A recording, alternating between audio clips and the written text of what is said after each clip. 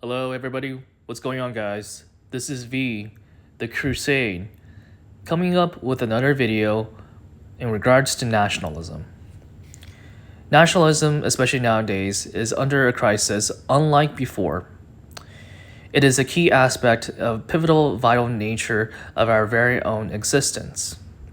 If you've not seen my previous videos on different topics, on various topics regarding nationalism, please check them out. I highly recommend y'all guys just look through those videos because every topic I cover on this channel is important in how we human beings have dealt with nationalism, with our own nature, before and now. Let's begin. Imagine seeing two animals playing with each other with their children. It could be a deer or it could be a fawn. So imagine it's like outdoors, wildlife, at nature, at the grass, at the pond. They're just spending time. Could you guess what this video's topic is going to be? You could guess. I mean, you can also look at my video's title. Yes, feminism. Feminism. What is that word?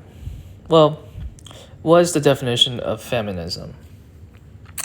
Feminism is the idea that women should have the rights that men have. Essentially, that's what feminism is. And now, yes, I've not used the Google definition of the word because I'm not a keen person to use Google, first of all. And second, of course, Google is more of a player, more of a source. So it's there to not tell you what is fact, what is true or false. Google is there to present different opinions, different ideas, various information across different sources and give you the different sources to look. So take it as you will, but again, this is the basic fundamental definition of the word feminism. Now, feminism is not something you just have. In fact, this is something that kind of just was just branded recently, or I should say just within our modern day society. It's just something that was created, that was synthetic, that isn't really part of something natural. So in other words, it's taught. You teach people feminism. It's not something you innately know. It's something that you learn from someone else. It's something that people teach you to know. So again, now I'm more telling you that feminism is unnatural, which it is. It is unnatural. But where does it come from? Where does it stem from? Let me take you back to 1920. This was the time where pop, jazz music, people getting drunk was a popular thing. And go further with specifically U.S. history. At the time, a lot of temperament laws were put in place because people were drunk and they were irresponsible.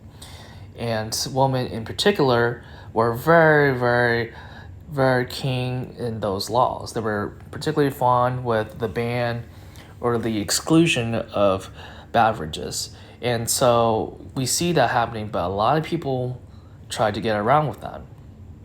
And not just that, but also the U.S. went through an economic downfall, depression, if you will. But of course, women were in the midst of that, and women were not necessarily treated as citizens of high class like we do nowadays. They were treated more like a second-class citizen. So they really weren't in the popular position when it comes down to policies in regards to, say, alcohol and economics. There were more of what I would say, or what most people would call it, a trad wife. Okay, so they were there to nurture and take care of the children, and that was it. They didn't really have any votes or ability to vote, or they don't have positions in power in politics. So a lot of these women start to gather together and they start to protest, and they wanted to fight for their rights. This was known as the women's suffrage rights. And unfortunately, I will have to mention that there were a lot of Jews who came in to influence and inspire these women to fight for these rights. And so there's my sort of milquetoast, bare bones, brief history there. Just a little dab there just to kind of bring you back into times and take you forward to where we are at right now. So feminism is this recognition that females exist, but it also wants to strip the idea of a female, which is strange because a female is not an idea, it is a very natural, physical, tangible manifestation of sex. But anyways, feminism is a weapon that uses women, targets their own femaleness, if you will, and transpire that, make it become more manly, to fill in the gaps. So here's what I would say: man lead, woman follow. So in other words, men are by nature, by definition, by the natural definition of man, they are the dominant ones. They're the ones who dominate, who empower, who command, who take control and take charge of the family unit. They're the ones who dominate the woman. The women are the recessive ones, the one who receives and follows the man, the ones who basically nurtures what the man gives to the woman. So by natural definition, man lead, woman follow. Men are dominates the woman, woman receives what the man gives, and that's pretty much about it. So with that said, a key aspect of woman is their natural instinct to nurture. Okay? Because they are recessive, they are there to nurture what? Another human being. So time and time again, as we know, as we speak, through human survival depends on reproduction. Man and woman have sex, and man donates his sperm to the woman's womb, and that sperm fertilizes an egg and then develops an embryo, and the rest is history. So you have your human baby growing from a fetus to your child. So women are there to fertilize and kind of nurture and take care, kind of like a caregiver, take care of the child. They exist to nurture another human being. And that's the distinction between man and woman. Now, what does this fundamental aspect of a woman propagate the issue of feminism at hand? Well, you see, the enemy targets women. Any kind of enemy that exists on this planet, we know through social media, through influencers, through politics, through politicians, people in power, elites, and vice versa. All these people have some sort of grip on women because they know, as much as anyone knows, as much as you, the audience, know, that women are capable, fully capable of nurturing. And because of that, they are weak. They are generally physically weaker than men. Men are physically and mentally stronger than women. That's why they are the leaders. That's why they are the ones who take control of the family, who provide and protect the family. And because of this fundamental part of woman, enemies will take some sort of method or way and means to kind of bridge the gap between woman's weakness to their idea, and that idea is feminism.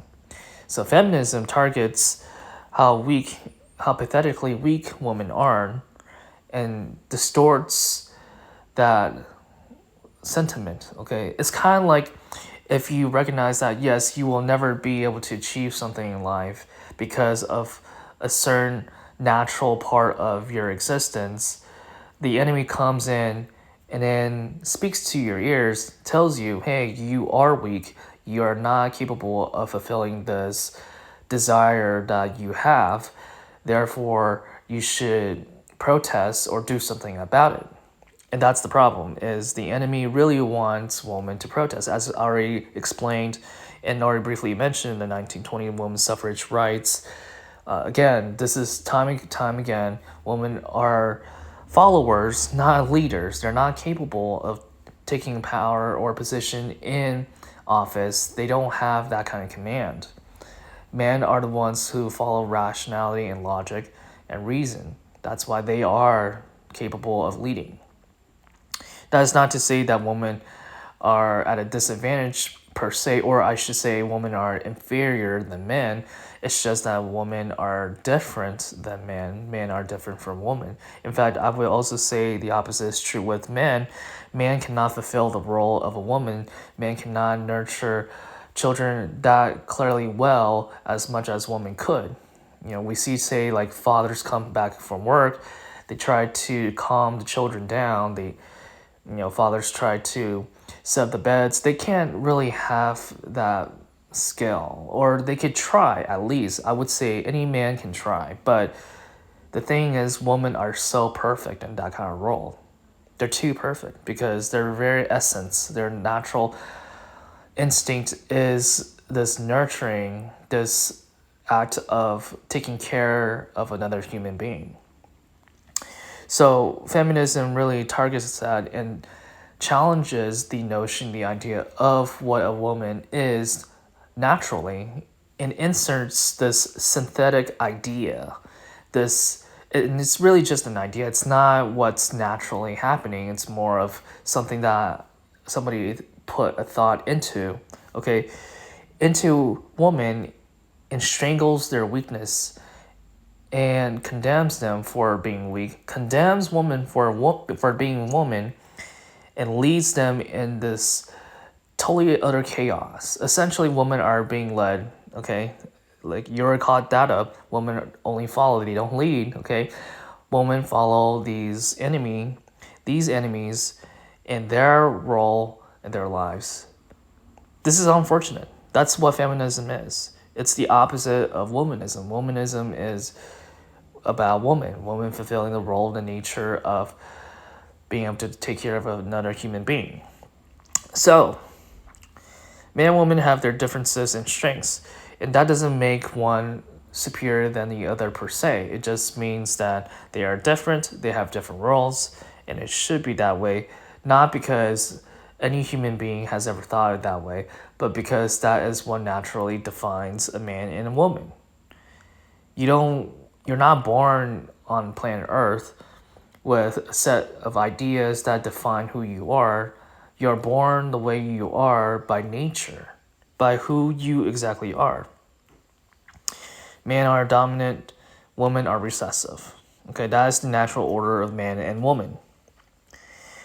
Now, again, I will go back to the enemy part. Public and foreign intervention, Public and foreign intervention exasperates on the idea of feminism. You're seeing a lot of influencers, a lot of politicians who push the agenda that women should just stop being women, but they don't deliberately say that, Here's the tricky part, is people in power, these people in office, they're just there to take advantage of your natural definition. And what they do is they take that, they grasp it in their own hand, and they give it to the woman.